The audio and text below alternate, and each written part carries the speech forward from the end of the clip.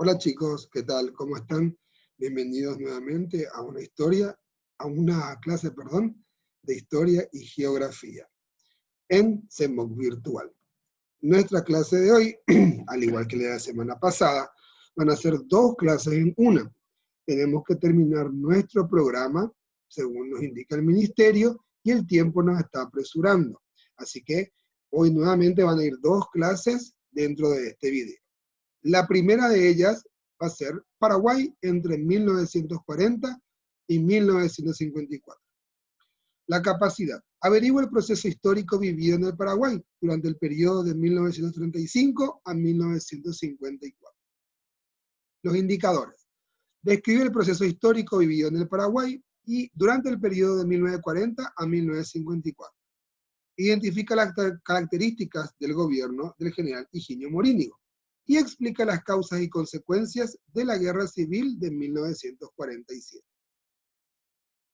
El gobierno del general Higinio Morínigo. Tras la imprevista muerte del general José Félix Estigarribia, fue nombrado como presidente el general Higinio Morínigo, quien en su momento se desempeñaba como ministro de Guerra y de Marina. Apenas inició su gobierno, aplicó políticas muy represivas en contra de sus adversarios, disolviendo y prohibiendo la actividad política partidaria. Los sectores más perseguidos durante su gobierno fueron los líderes sindicales, estudiantiles y obreros.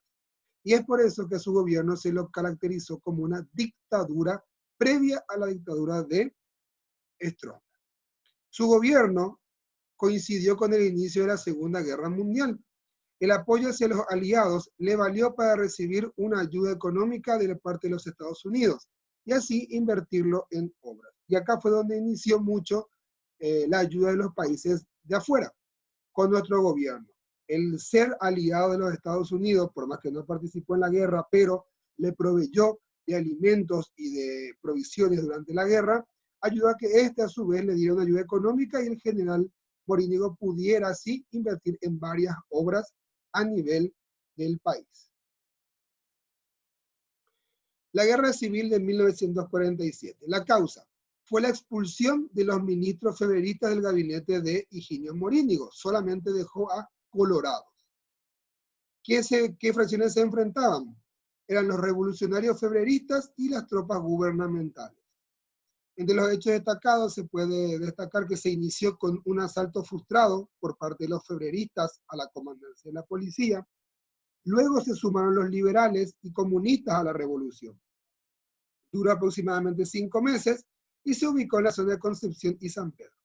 Entre las consecuencias, se pueden nombrar a unas 7.000 personas muertas, decenas de miles de exiliados en el exterior y una sociedad dividida por cuestiones políticas.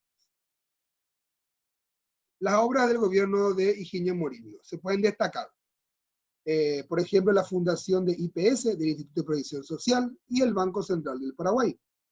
Creó la Copacar, que es la Compañía Paraguaya de Carnes, y la Copal, que es la Compañía Paraguaya de Alcohol.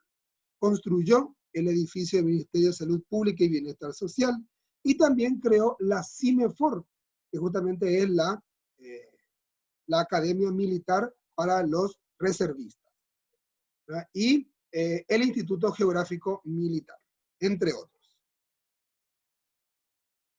Ocurrió también luego de su gobierno un periodo de anarquía, donde los presidentes se sucedieron uno tras otro por diferentes golpes de Estado.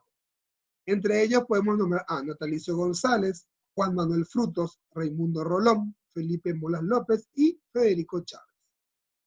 En 1943 fue reelecto el general Higinio Morínigo en unas elecciones donde solamente él fue el único candidato. De esta forma, continuó con su dictadura, donde el Estado intervenía en todos los ámbitos. En junio de 1946 se produjo una revolución denominada Primavera Democrática dentro del ejército. Y Morínigo tuvo que reformar su gabinete para evitar así un levantamiento, o sea, un golpe de Estado. A continuación vemos una línea del tiempo con los presidentes que estuvieron desde 1948 a 1954, o sea, entre el gobierno de Higinio Morínigo y el gobierno de Alfredo Stroessner.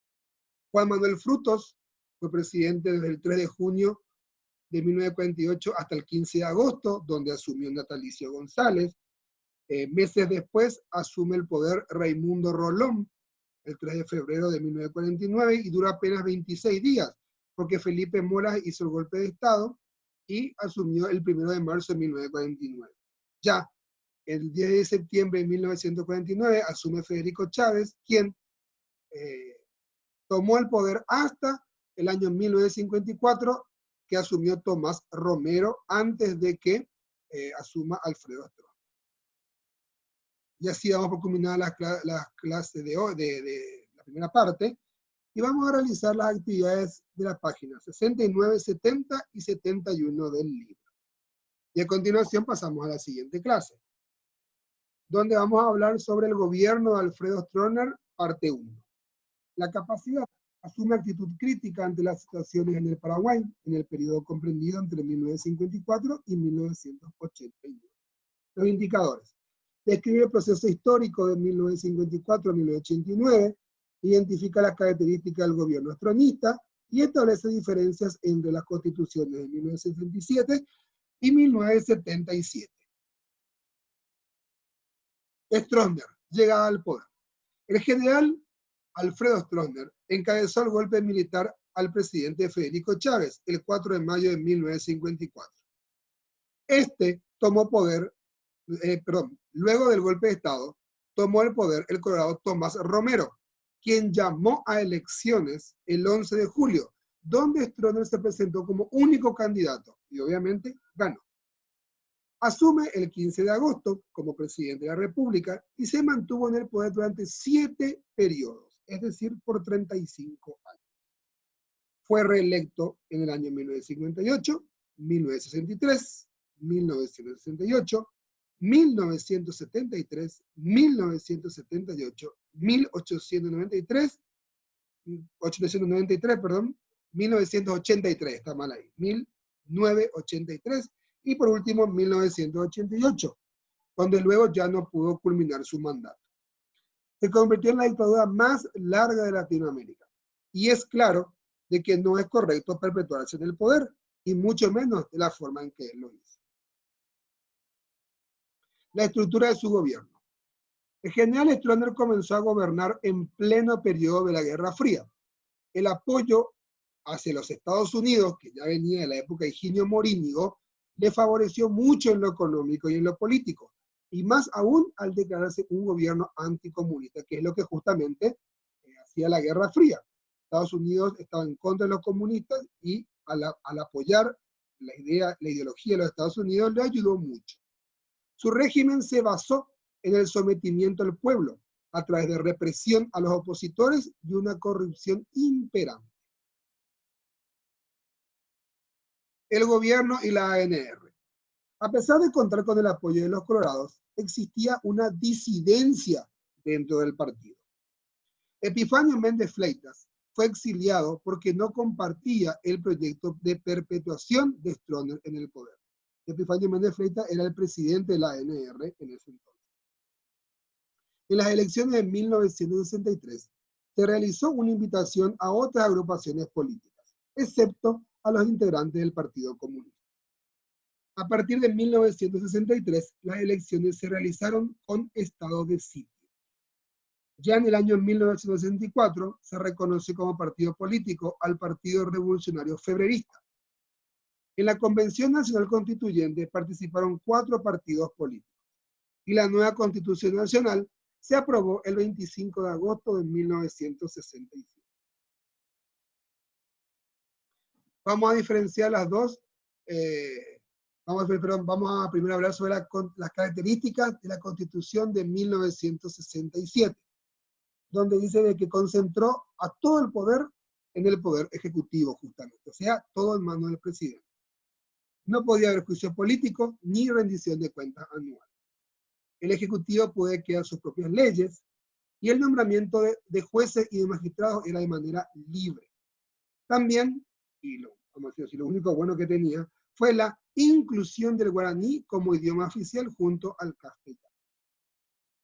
Los integrantes del Acuerdo Nacional la Asociación Nacional Republicana del Exilio y Resistencia, que fundó Epifanio Méndez Fleitas, el Movimiento Popular Colorado, el Partido Liberal Radical Auténtico, el Partido Revolucionario Febrerista, el Partido Demócrata Cristiano, el Partido Liberal, que no es lo mismo que el PLRA, son dos distintos, en esa época existían dos, y el Partido Comunista. Todos ellos integraban el acuerdo nacional que estaba en contra del gobierno de Alfredo Stroessner. La diferencia entre las dos constituciones. La del año 1967, además de los puntos que ya se nombraron anteriormente, solo permitía la reelección por un periodo consecutivo. Para solucionar esta situación, Stroessner realizó una enmienda en ese artículo, en el 173, y estableció que la reelección debería ser indefinida. Lo mismo que quiso pasar en el año 2017, cuando el presidente Horacio Cartes quiso enmendar ese artículo también y decir de que se podía hacer reelección. Sabemos lo que pasó, que fue el 31 de marzo, donde hubo manifestantes frente al Congreso, se incendió parte del Congreso y hasta hubo un dirigente político, Rodrigo Quintana, que fue asesinado en la sede del PLRA. Así que no estamos muy lejos de lo que es nuestra historia, que se quiso repetir la historia gracias a esos luchadores que estuvieron manifestándose, no se logró ni se consiguió la enmienda para poder favorecer a ciertos políticos nomás. Esta es una investigación que se debía de realizar, yo le estoy dando una pequeña ayuda. La primera de ellas habla sobre la ley 294/55, ¿verdad? Donde hablaba de la acusación de que, del gobierno que podía acusar a cualquier acto político como acto comunista, lo que hacía de que se oponga al gobierno. Después de la ley, esa ley ya no está vigente. Después tenemos la ley 209/70, donde habla de la perturbación a la paz pública, donde todavía sí está vigente, y dicha ley fue promulgada con la excusa de proteger la paz pública, cuando en realidad se utilizó para perseguir a quienes estaban en contra del gobierno estronista. Para ya no caer en viejas mañas políticas, como ocurrió en el gobierno de Stroessner, los congresistas reunidos en el año 92, que es la constitución que se actualizó y la que tenemos ahora en vigencia, decidieron eliminar la figura de la reelección y así poder evitar nuevas dictaduras en el futuro. Y así combinamos la clase de hoy, un poquito larga, pero con bastante contenido, rico en contenido.